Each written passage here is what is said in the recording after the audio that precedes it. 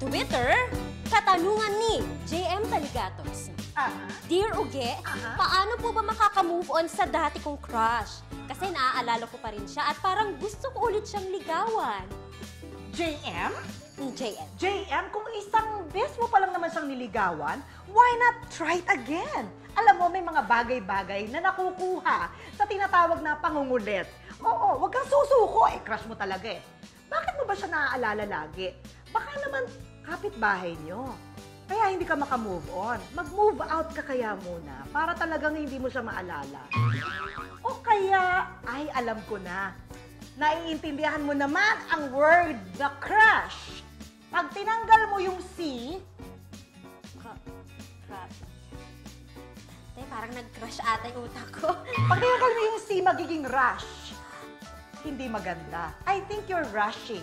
Give her time. Malay mo, mapatunayan niyang love mo talaga siya. Good luck! Hanggang sa susunod, ito ang inyong ikaw At si Dear Uge! Tanong nyo? Sagot ko. Magbabalik ang Dear Uge!